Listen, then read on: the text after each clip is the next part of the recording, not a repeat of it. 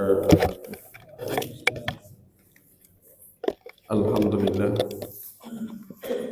Alhamdulillahilladzi arsala rasulahu bil huda wa dinil haqq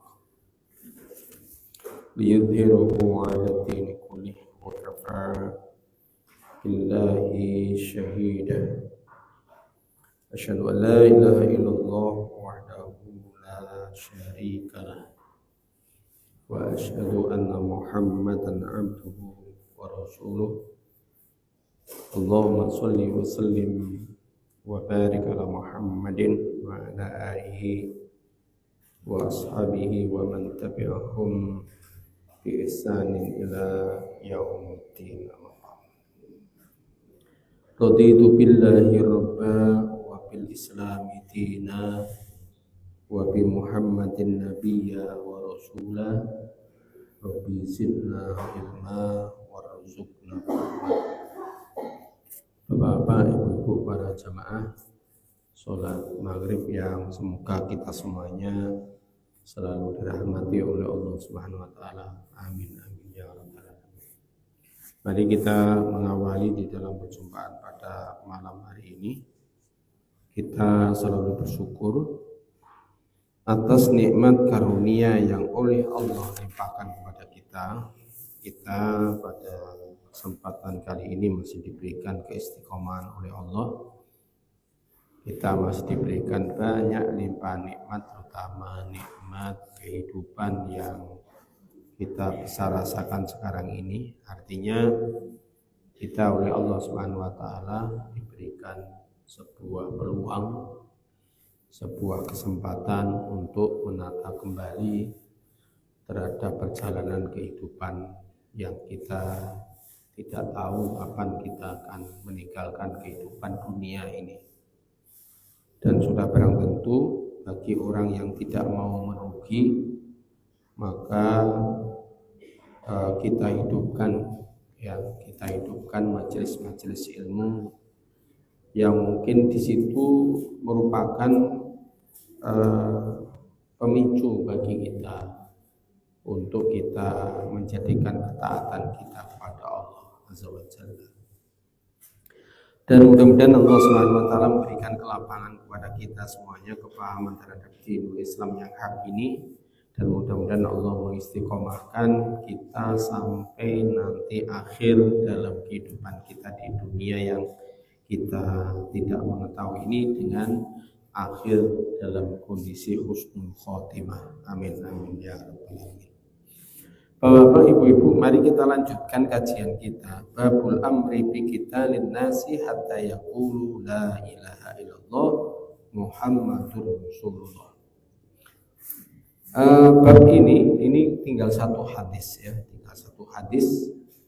Jadi tatkala kalau kemudian dari beberapa hadis yang sudah saya sampaikan kepada panjenengan, ternyata makna bi qitalin ini sebagaimana yang saya sampaikan terdahulu.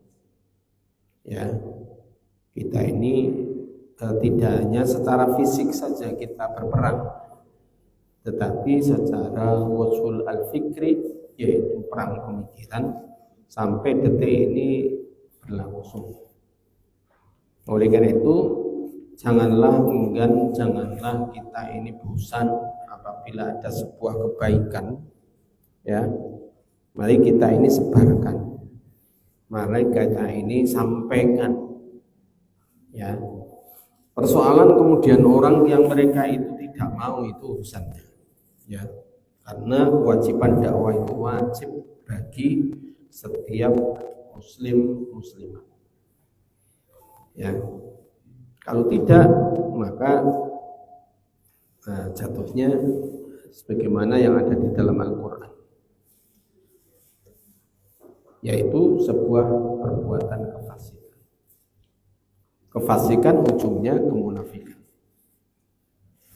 Kemunafikan ujungnya, ya, yang jelas tatkala mereka ada di dalam Islam, kalau bahasanya wong Jawa, hangat-hangat tai ayam. Nah, gitu ya bahasanya. Mudah-mudahan kita dengan selalu terasah dengan keilmuan Islam ini ada di dalam istiqomahan dalam majelis ilmu beginian ini. Mudah-mudahan Allah Subhanahu wa taala memberikan kekuatan kepada kita di dalam kehidupan yang kita jalani ini. Hadis yang terakhir di dalam kitab ini yaitu babu amri fi qitalin nas, yaitu kewajiban untuk memerangi manusia sampai mereka mengatakan atau berkata la ilaha illallah Muhammadur Rasulullah. Hadis Ibnu Umar radhiyallahu anhu. Anna Rasulullah sallallahu alaihi wasallam qala umirtu an uqatilan nas hatta yashhadu alla ilaha illallah wa anna Muhammadar Rasulullah wa yuqimus shalah wa yu'tuz zakah fa idza fa'alu dzalika asmu minni dima'ahum wa amwalahum illa bihaqqil islami wa hisabuhum 'ala Allah. Bapak-bapak, ibu-ibu yang dimuliakan oleh Allah, saya terjemahkan ya. Hadis Ibnu Umar, hadis dari Ibnu Umar radhiyallahu an. Ana Rasulullah sallallahu alaihi wasallam, sesungguhnya Rasulullah sallallahu alaihi wasallam Rasulullah SAW itu pernah bersabda demikian. Umirtu an uqatilan nas hatta yashhadu alla ilaha illallah wa anna Muhammadar Rasulullah. Nah, ini yang pertama. Rasulullah sallallahu alaihi wasallam itu menyatakan begini. Umirtu an uqatilan nas. Aku itu diperintahkan. Siapa yang memerintahkan? Allah Subhanahu wa taala. An uqatilan nas, yaitu untuk memerangi manusia. Jadi semuanya diperangi. Ya. Berarti apa maknanya? Ketemu orang kemudian dibunuh. Nah, ini yang lain. Ya. Hatta yashhadu, karena di situ ada hatta yashhadu, sehingga mereka itu apa? Mempersaksikan Allah ilaha illallah. Mereka itu mempersaksikan tidak ada ilah yang patut disembah. Tidak ada ilah yang itu wajib ditunduki. Tidak ada ilah yang patut untuk dipatuhi ataupun ditaati illallah, kecuali Allah Subhanahu wa taala. Jadi diperintahkan hatta yashhadu. Jadi kalau belum yashhadu tidak boleh berhenti. Itu maknanya begitu. Jadi jangan sampai kemudian kita ini menyampaikan satu kali selesai. Biasanya kan kita ini pegel. Luwele gak digape. Luwele disingkuri. Nyampaikan satu kali wegah. Ora dianggap. Nah, ini karena pemahamannya keliru. Kelirunya gimana Pak Muzani? Karena kita ini diperintahkan oleh Allah tidaklah sampai pada memberhasilkan. Ingat ini ya. Kita diperintahkan oleh Allah Subhanahu wa taala melalui Al-Qur'an itu, kita tidak diperintahkan untuk memberhasilkan urusan keberhasilan urusannya Gusti Allah. Yang mesti kita harus jalani itu kemudian apa? Kita ini menyampaikan. Nah, ya. Menyampaikan apa? Mari kemudian kita tengok di dalam Al-Qur'an. Ya, kalau konteksnya di dalam hadis ini sampai mengatakan hatta yashhadu alla ilaha illallah, sampai mereka itu mempersaksikan bahwa tidak ada ilah yang patut disembah illallah kecuali Allah. Berarti berapa kali? Berkali-kali. Dan ini yang kemudian kalau di dalam Islam inilah pentingnya bentuk kalau Islam itu harus berjamaah. Sehingga saling tolong menolong, saling bantu membantu. Jangan sendirian, kalau sendirian dimangan gendruwo nanti. Ya, lebih-lebih dalam fenomena yang ada sekarang ini. Ya, katanya netral, ternyata kena apa? Yang sekarang menjadi orang yang katanya fanatik itu intoleransi. Istilahnya apa itu Departemen Agama itu? Yaitu dengan menyatakan apa? Moderasi. Moderasi. Nah, kalau panjenengan ingin tahu moderasi itu apa? Menganggap dirinya moderat netral. Di dalam Islam itu tidak sama dengan istilahnya wasitiyah, itu enggak sama. Tapi orang mengatakan, oh ini moderat. Kalau moderat itu kalau seandainya kemudian diseneni menengok, ya. Kalau kemudian itu di kuyo-kuyo ya sabaro, gitu ya.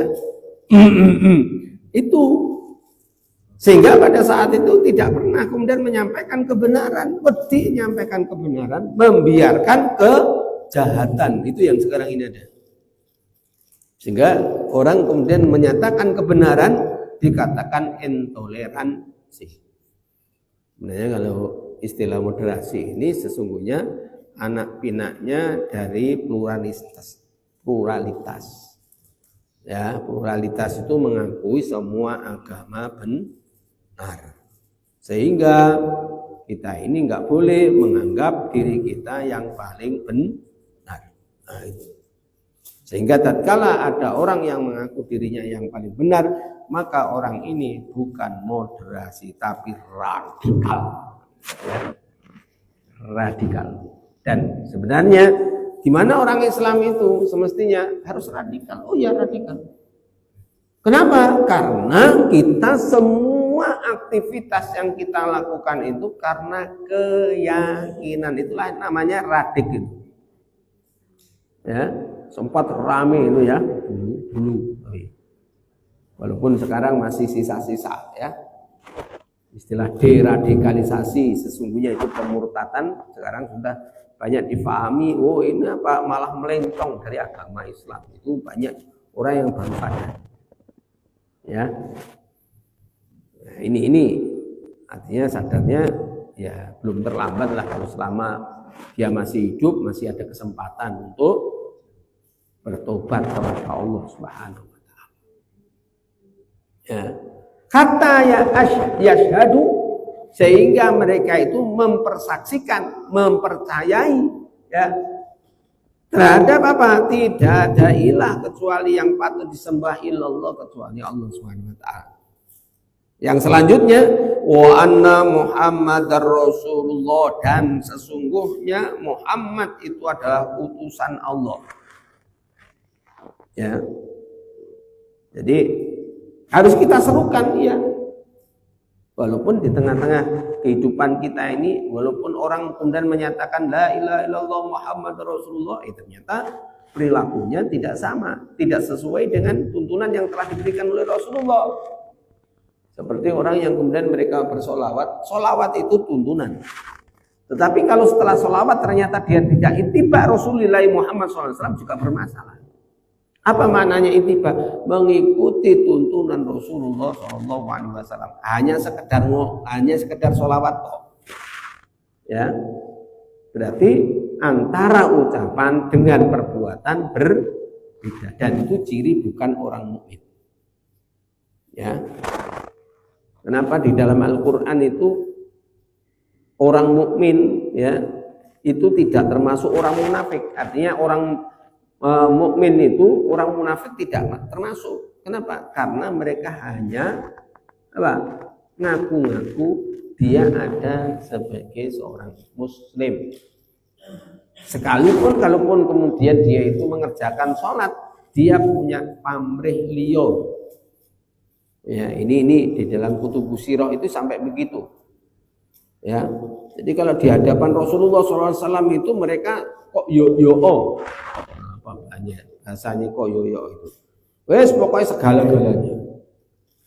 Tetapi di baliknya tatkala di belakangnya Rasulullah SAW, maka dia menghujat Islam. Dia memojokkan Islam. Kalau bahasanya sekarang ini, mereka memarginalkan Islam, mensudutkan Islam, mensudutkan orang-orang mukmin. Nah ini ya. Ada saudaranya dilecehkan malah bergembira, ya. Ada saudaranya yang kemudian mereka itu terdolimi, kemudian tidak merasa sakit. Banyak orang yang semacam itu dalam kondisi sekarang ini. Ya, ini sebenarnya. Setelah kemudian mereka itu yasyhadu alla ilaha illallah Muhammadur Rasulullah, maka perintah yang kedua wa yuqimus shalah. Nah, ini wa yuqimus shalah. Tapi sekarang ini banyak orang wali, ya, belum mengetahui makna syahadat konsolat dhisik. Ya. Kalau sambil berjalan gimana? Ya enggak apa-apa. Ya. Karena mengucapkan keyakinan itu memang harus dipupuk. Kalau dia sudah yakin, ya, maka perintahnya wa yuqimus shalah. Maka mereka diajak untuk sholat.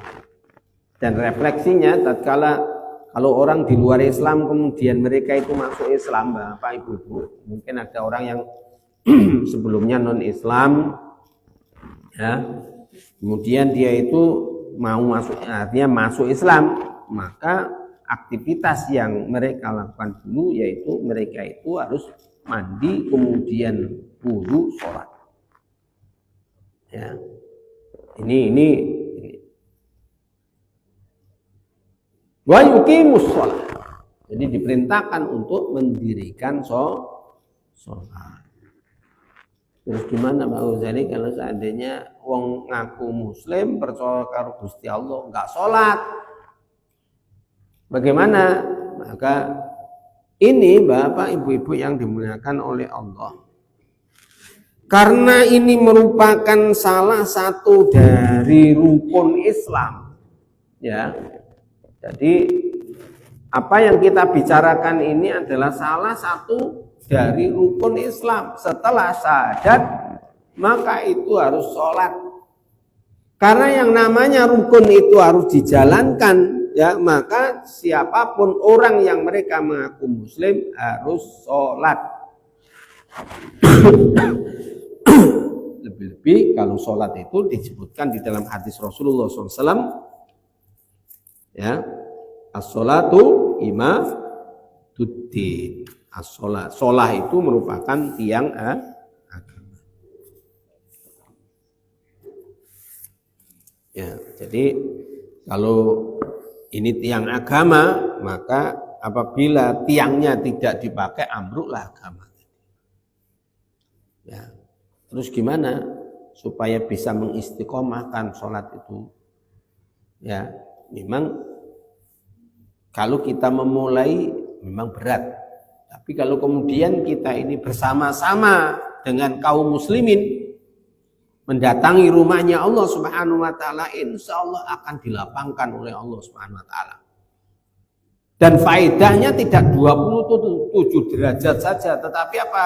Ada faktor-faktor yang sifatnya yang itu merupakan masyru', yang akan membentuk pribadi setiap diri orang yang mereka itu mendatangi rumahnya Allah, dan di situ akan terbentuk kaitannya dengan akhlak dan adab kita di rumahnya Allah. Dan siapapun yang ada di rumahnya Allah itu, Bapak Ibu-ibu, ya, tatkala imamnya ini sudah memerintahkan sufufak, luruskan rapatkan ya, maka gimana? Bergeraklah yang namanya jamaah. Apa maknanya di situ? Di rumahnya Allah itu ada pemimpinnya. Ya, pemimpin untuk kemudian apa? Menghadap kepada Allah Subhanahu wa taala. Tatkala pemimpin itu berfungsi, maka kemudian apa? Maka jamaah yang ada di dalamnya yaitu mereka akan hanya sami'na wa ata'na. Dengar ada aba-aba itu, maka dia akan merapat. Ya, itu merupakan cerminan orang yang beriman. Kenapa kok bisa begitu? Karena itu merupakan sifatnya tauqifiyah yang ditunjukkan oleh Allah Subhanahu wa taala melalui Rasulullah sallallahu alaihi wasallam. Tuntunannya begitu. Ya. Nah, setelah kemudian seperti itu, fa insyaallah ya, kita ini akan terkait hati kita dengan masjid, dengan rumahnya.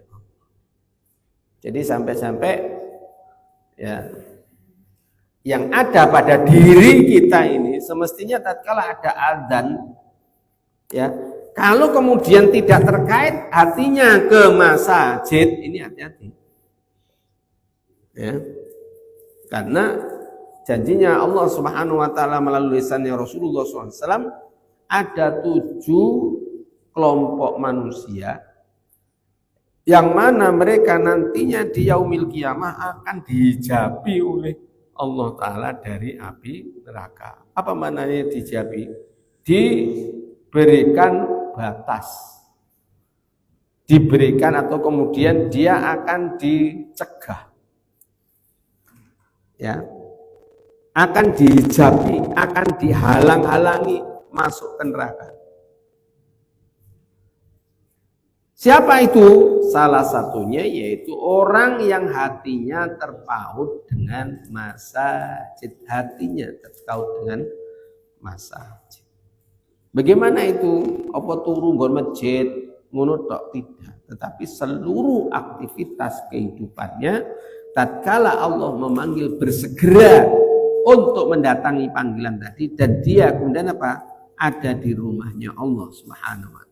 Dan disitulah pembelajaran yang sangat kental dengan ketundukan kepatuhan kita kepada Allah Subhanahu wa taala. Bapak Ibu. Tatkala imam Allahu Akbar, maka makmumnya juga Allahu Akbar. Enggak ada yang itu dahului, enggak ada. Tatkala imamnya i'tidal atau ruku, maka semuanya ruku. Ya. Tatkala itu i'tidal, maka makmum pun mengikuti i'tidal.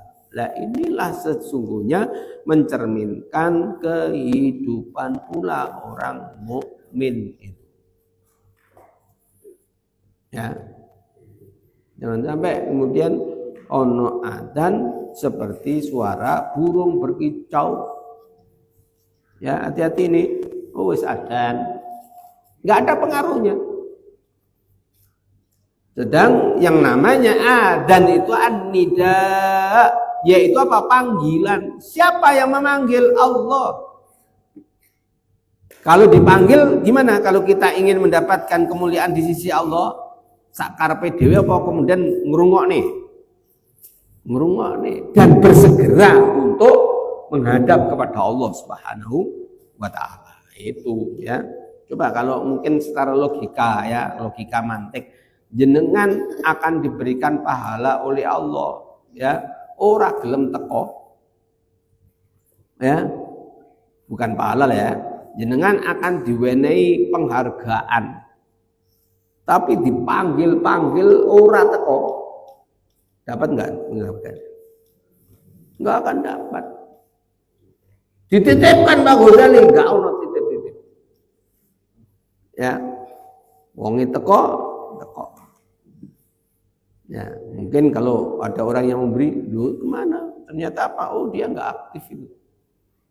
Ya, ini pun ada itu takmir itu memberikan sebuah apa ya? Sebuah inovasi. Inovasinya apa? Siapa yang paling aktif mendapatkan penghargaan. Nah, ini ada yang untuk mempautkan hatinya dengan masjid itu. Kemudian apa? Oh, berbagai apa? Berbagai acara mereka buat. Ataukah kemudian kalau anak-anak itu saya dapati di daerah Malang itu Ya, setiap hadir diberi 2.000. Ya, walaupun saya lihat itu pada saat kemudian saya datang setelah kemudian iqomah, ya itu anak-anak itu masih duduk di belakang. Ya. Tapi tatkala kemudian itu sudah mau habis baru merapat. Nah, ini. Dan itu pun kemudian apa? Mereka membiarkan enggak apa-apa. Ya. Untuk apa? Karena mereka dibiasakan untuk mendatangi rumahnya Allah Subhanahu wa taala. Ini ya. Ayo monggo kita semuanya berupaya untuk hati kita ini selalu terkait dengan masjid. Kenapa? Karena nanti oleh Allah akan dibalas. Balasannya apa? Menghijabi kita dari api neraka. Kemudian yang kedua, Bapak Ibu, yaitu apa? Orang yang mereka itu memakmurkan masjid, yaitu rumahnya Allah Subhanahu wa taala. Itu juga merupakan orang yang nanti juga akan terhijabi dari api nerakanya Allah taala. Ini, ayo kita apa? Memakmurkan masjidnya Allah.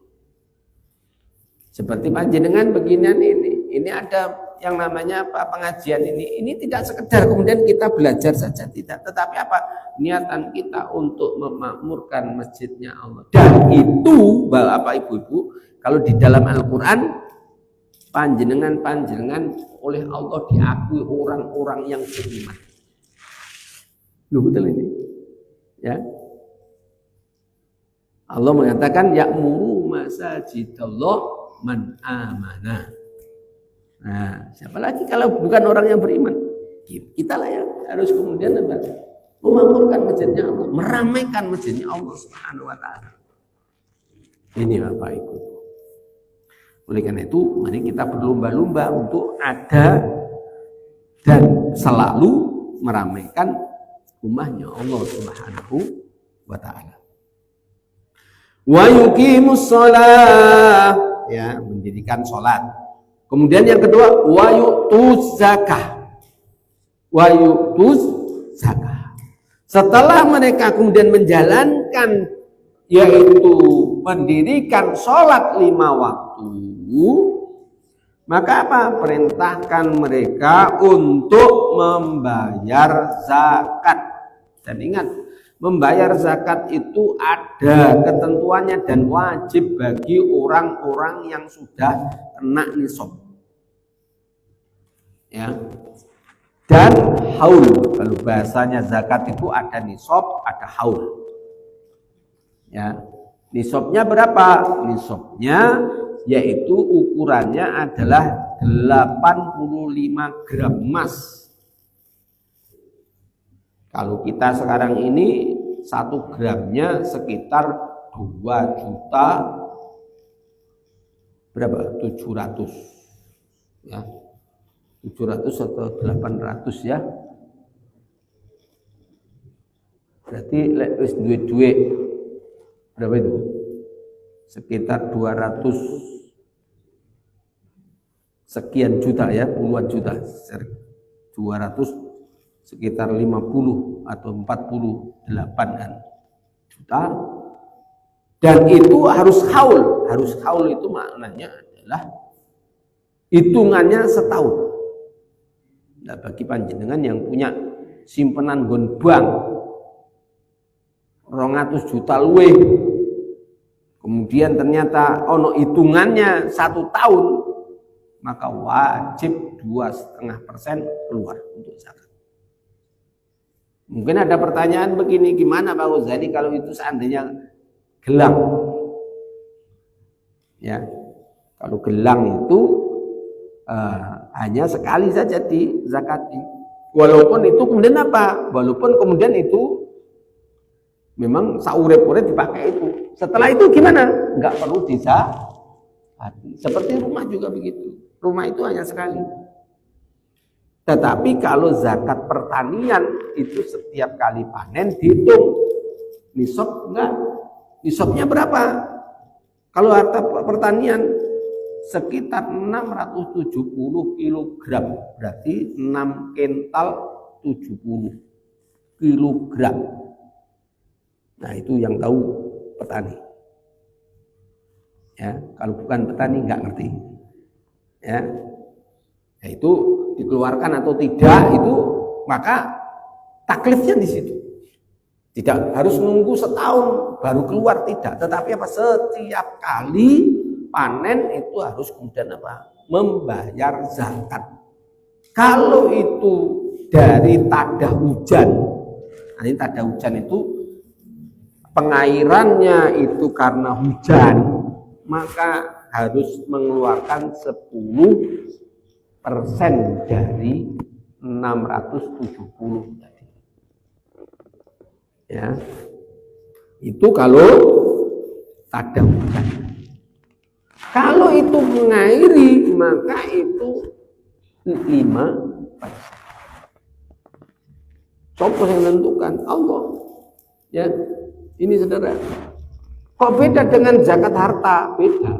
Kenapa? Karena itu ketentuan yang telah diberikan oleh Allah Subhanahu wa Ta'ala. Allah, ya, supaya harta kita bersih, ya, dan kita menjalani rukun Islam, ya, salah satu dari rukun Islam setelah sholat, maka apa? Kita keluarkan zakat. Dan ingat bahwa sesungguhnya harta yang kita nafkahkan di jalannya Allah sesungguhnya tidak akan pergi kemana-mana dan tidak akan bisa dimaling oleh orang. Nek panjenengan duwe-duwe, ya, itu iso ilang mergane dijumuk wong. Ya. Dan sudah barang tentu, ya, ingat bahwa Allah Subhanahu wa Ta'ala menjanjikan kepada kita semuanya, tatkala kalau kemudian kita mampu atau mau menafkahkan di jalannya Allah Subhanahu wa Ta'ala, maka Allah mengatakan kama sali habbatin batat sab'a sanabila fi kulli bulatin mi'atu habbah. Jadi Allah memperumpamakan satu biji itu akan muncul 7 tangkai, Pak. 7 tangkai. Dan setiap tangkai itu akan muncul 100 mi'atu habbah. Ada 100 bulir. Ya. Jadi kalau kita ini menafkahkan harta itu kepada jalannya Allah, itu kalkulator dunia enggak kanggu. Ya. Nggak kanggu. Kalkulator dunia itu kan 1000 dikurangi 500 sama dengan 500, gitu ya. Tapi ini dibayarkan untuk di jalannya Allah, maka kalkulator dunia nggak perlu, nggak cocok. Malah oleh Allah Subhanahu wa Ta'ala dilipat gandakan. Jangan sampai kemudian itu kita ini kemudian apa? Kita ini terledor kaitannya dengan itu. Yang tahu sebesaran apapun itu adalah panjenengan semuanya. Ya, kemarin juga sudah saya ceritakan bagaimana kemudian Abu Bakar Siddiq radhiyallahu an itu kemudian mengultimatum dia mau syahadat, kemudian dia itu mau sholat, kemudian dia mau zakat, maka di dalam hadis ini faida fa'alu, maka apabila mereka itu melakukan dalika, ya, asomu minni, ya, maka Allah Subhanahu wa Ta'ala kalau mereka itu melakukan hal yang demikian ini, yaitu, ya, kok saya baca di atasnya, ya, asomu minni, ya, kami akan menjaganya apa itu? Dima'ahum, maka darahnya juga enggak boleh ditumpahkan. Ya, termasuk menganiaya, termasuk membunuh, ya, dan lain sebagainya. Kecuali kalau kemudian apa? Islam membolehkan. Membolehkannya apa? Kalau kemudian dia tidak mau membayar zakat, maka kalau di dalam Islam itu bukan ngenteni dia itu apa? Dia itu membayar, tapi apa? Khudh min amwalihim. Dia diperingatkan suruh bayar zakat. Karena perintahnya kan untuk membayar. Karena apa? Konsekuensinya Bapak Ibu Karena ketiga hal ini kemudian tidak dilakukan, maka akan menjadikan musibah terhadap kaum muslimin, dan itu sekarang ini terbukti. Ya, karena carut-marutnya umat Islam ini, ya, ataupun kemudian apa? Bahasanya musyrik.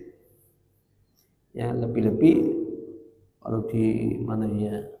Kalau di Malang hari-hari ini itu banyak bersih desa. Ya, gunungan-gunungan isinya renun, ya, okok-okok yang kemudian ditaring begitu, diusung, parane yang diparangi kuburan. Lek nggon kono istilahnya nggon apa sing bau reksa iku? Iki baune menyan. Nganti wetengi senep. Ya. Itu diingatkan gitu ya. Itu malah dimusuhi. Karena memang saya pernah dimusuhi. Jelas buta kok kemudian diarak karo kemudian nggawa gunungan itu. Gunungan itu bahasanya untuk sesaji. Itu budaya Pak Ghazali. Inilah kemusyrikan ditamatkan, maka mereka mengambil tuhan-tuhan mereka yang dianggap itu adalah memiliki kekuatan. Dia tawaf itu sambil kemudian membawa Tuhannya. Sehingga kenapa di Mekah itu di dalam kisah Rasulullah SAW itu ada 360 gitu ya. Nah ini, jadi ono kaplingannya Pak. Ya, dulu juga begitu, sekarang juga begitu. Ya. Nah oleh karena itu mudah-mudahan kita terhindar dari itu. Ya, karena perulangan peristiwa di dalam kehidupan ini nyata. Oleh karena itu kalau kemudian itu tercampuri yang sedemikian rupa, bagaimana? Inilah mara bahaya yang Allah Subhanahu wa taala tidak akan mengampuninya. Karena ini merupakan syirkul akbar. Syirik besar. Apa dampaknya kalau syirik besar itu? Pahala kebaikan, amal kebaikan yang dilakukan sebelum dia melakukan ini tadi, semuanya akan hapus, nol. Ya, nol Pak. Kalau yang dia ujub, dia itu pengen dipuji, ingin katalah bahasanya saiki pencitraan seperti yang masuk gorong-gorong itu, ya, itu amal walaupun segunung sekalipun hapus amalnya saat kebaikan. Tapi kalau itu syirkul akbar, ya, nyembah kuburan, nyembah patung, kemudian menehi kembang bureh ben prapatane selamat, ya. Lebih konyol lagi itu di Solo, ya, ada Mbah Selamat, bukan selamat sing nggon kene iki ya, tapi yang selamat yang kesini suka sholat, ya, alhamdulillah, walaupun mungkin kurang, tapi dia itu sergap. Lah ono adzan lebih duluan loh, jenengan kemana itu? Malah harus selamat. Ya. Itu malah luwih hina lagi. Sampai teletong itu loh dia rebutan pada waktu sekaten Muharram ini. Artinya akal sehatnya sudah tidak terpakai. Ternyata di India juga begitu. Ya. Dia menganggap itu Tuhan. Iya jadi. Ya. Nah, oleh karena itu apa? Ayo. Sesuatu yang kemudian ternyata itu mempersebutkan kepada Allah itu merupakan hal yang syirkul akbar. Ayo, monggo kita ini kemudian apa enggak bisa bertaubat Pak Ghazali? Bisa, tetapi jangan sampai mengulangi kembali. Tapi ingat, orang yang melakukan syirkul akbar saat itu pula pahala dari sejak dia melakukan amal kebaikan yang tempo katakanlah umurnya 70 tahun. Dia melakukan pas 70 tahun, maka umur-umur tatkala malaikat itu menyatet kebaikannya itu hapus dari 70 tahun sampai kemudian dari ditulisnya amal kebaikan. Iman. Oleh karena itu apa? Ayo kita ini wa hisabuhum Allah, maka perhitungannya semuanya kepada Allah Subhanahu wa taala. Akhrajahu al-Bukhari fi kitabil iman babu fa intabu wa aqamus shalah wa atu zakah fa khallu sabilahum.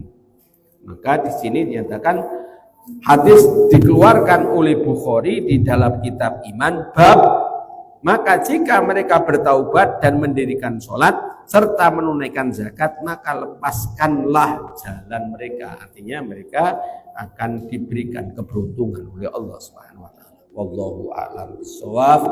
Kita akhiri dengan doa kafaratul majlis. Subhanakallahumma wa bihamdika asyhadu an la ilaha illa anta astaghfiruka wa atubu ilaik. Assalamualaikum warahmatullahi wabarakatuh.